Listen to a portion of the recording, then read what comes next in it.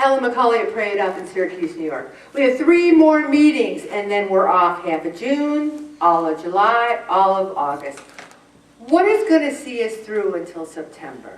And there might be a few of you who are thinking, you know what, I don't think I'm going to come back in September because I really didn't do very well with session 17. As a matter of fact, I gained 6 pounds instead of losing any weight. And I really think I'm not going to come back because Pray It Up just isn't working for me. I'm going to counter that by saying you're not working for Pray It Up. Now, let's put metabolism and maybe there's something wrong with you over here. That might be a case. But are you eating less? Are you moving more? Are you asking God to help? Because there's many of us who have been in this group for 5, 6, 7, 8, 9 years. We've had plateaus. We've had times where we wanted to just give it all in. Let me talk about why it's important to continue and to finish. St. Paul says, I put no value on my life if only I can finish my race and complete the service to which I have been assigned by the Lord Jesus. Jesus focused on finishing.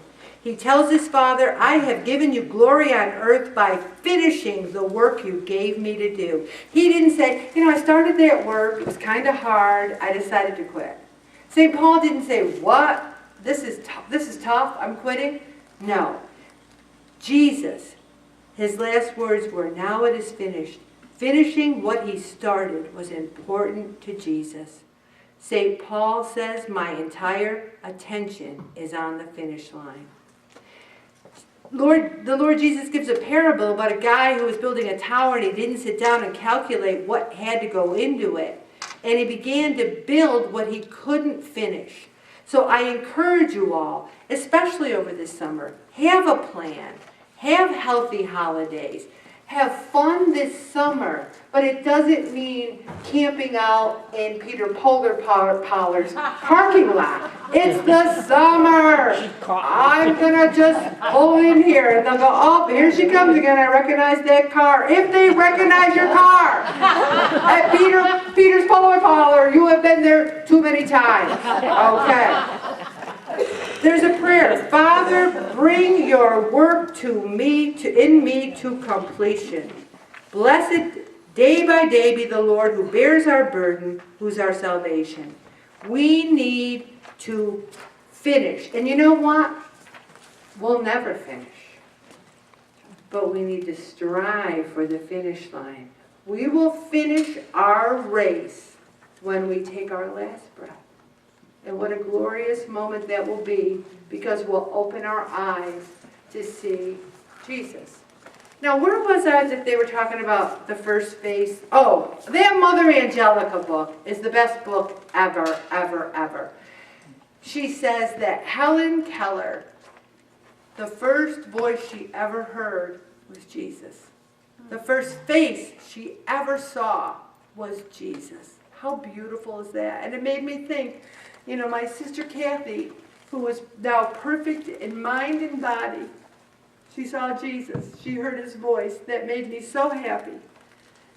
But why do so many of us give up so easily when we're trying to lose weight? Here's the number one reason. It's hard.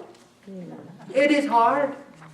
Successful long-term weight loss and consequential weight management, which is what many people have even more difficulty with once they've lost the weight, takes significantly more time and effort than most people are willing to put in. We want to diet and exercise for 2 days, get on the scale, weigh 100 pounds, and go, I'm done. Now I can eat whatever I want. That's what we want. It does not happen that way. Or we give up bread for a week, we have a successful weight loss, and we say, whoa, I gave up bread for that whole week and I lost weight. Good for me. I'm going to have a loaf of Italian garlic bread now. That's what we do. We find it difficult to make slow, deliberate changes over the long term. That's why fast changes are important to people. Oh, you lost weight? How long did it take you? Please say 5 minutes, because that's what I want to hear. Please, please. What? It took you 8 years and they're walking away. 8 years. I don't have 8 years to give. We don't. We have our lives to give. It does not matter how long it takes. It does not matter. Fast changes seem to inspire people, but they're less sustainable. Go to any checkout line and you'll see the magazines. How to lose 30 pounds in 10 days. And you're like, I want to buy it. I want to buy that magazine. It doesn't work. Plus, we have those unrealistic expectations. It's unrealistic to expect that you can exercise a few times a week and only sort of kind of watch what you eat and expect to walk around looking like Angelina Jolie or Brad Pitt in Fight Club. We think, what? I tried so hard for one day last week. Why didn't I lose weight? Because you're forgetting about the other 6 days. That's why. Fear of failure. You know, some people would rather never try to lose weight because they just have already convinced themselves that it's not going to work for me. I cannot do this. I cannot. You're talking yourself right out of it. Many people who have successfully lost weight have experienced failures many times in the process. I'm going to ask for a show of hands. Has anyone here in the room ever experienced failures trying to lose weight? What? You can't see this out there in Australia and Germany, but everyone raised their hands. And yet we're still here. But those failures were a part of the equation that helped us grow, learn, and arrive at this moment. Plus, the fear of being judged. I've told the story a million times. I went to Weight Watchers. I lost 100 pounds. I said, I'm done. Now I can eat whatever I want. I ate whatever I wanted, didn't move much, had a lot of issues, was feeling sorry for myself, depressed, gained all the weight. I'm in Walmart. Quit Weight Watchers, gained even more weight. I saw my old leader. Literally, I moved the fastest the 370-pound woman has ever moved. There she is. I could not get away from her fast enough. And she's the nicest person on the face of the earth. I didn't want her to see me. I felt like a failure. And so many of us have a lot of stress by our family, our spouse, our family, our friends. One person said to me tonight, I have 2 other people in my house that are eating these things. If you can afford it, you eat something different. Is it more work? Yes. But if your people in your house don't care about their weight or they're thin and you're trying to eat the same thing as them, and maybe they're not supportive, support yourself. Jesus supports you. Biology. We're fighting our very nature in the process of trying to lose weight because our body is still thinking, I might starve to death, so I better hang on to some of this food. And guess what, everybody? We're not going to starve to death. So we're fighting our biology and we need to kick it up. Plus the blame belief. You know, it's not my fault, Ellen. I had to go out to dinner and lunch 5 times last week, so it's not my fault I gained weight. Okay. Now, maybe that's true. Maybe you had to go out to dinner 4 or 5 times. There are healthier choices. The restaurants do have saltier food, but I can tell you something. That chicken breast and fruit I had today had no added salt. None. So you can make better choices.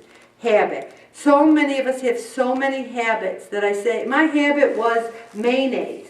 I had slathered. I'd have tomato sandwiches on white bread, slather that mayonnaise and potato salad and macaroni salad. I was like, this is too dry. Let's put another jar of mayonnaise on it. Womp, womp, womp. I have not had mayonnaise in 8 years. I don't even like the looks of it. I was addicted to mayonnaise. Change your habits over time. Also your environment. People say, well, I ate all these Girl Scout cookies, you know, and why are they there? Why are those Girl Scout cookies in your environment? Or work. We have a break room at our office that's always full of food. I don't need to go in the break room. Does someone say, at noon, Ellen, you must get out of your desk, leave your office, and go into that break room? I never have to go there. Ever. What? It's a break room. I don't have to go take a break in there. I don't. So don't go near where you might be tempted. Also, people say, well, I have a candy dish on my desk for other people. And I noticed that other people really like Hershey Kisses. I go, I'm going to stop you right there. Do you like Hershey Kisses? Well, yeah, I do. I go, I'm going to stop you right there. What don't you like? What do you mean? What don't you like? Put that in your candy dish and smoke it. Occupational requirements. You know, maybe you got to go out to work, you got to go out to dinner. I had to go out today. Restaurants are more accommodating these days because everyone's got something. People, 10 years ago, did anyone even know what gluten was? No. Even today people are like, what is gluten again? It's like, bread, wheat. All right. That is a very important article to really take a really good look at why you might want to quit. Because it's hard, because you're afraid you're going to fail, because you're blaming other people, that your body might be slower. Think about that. I'm going to stop right there, Bob.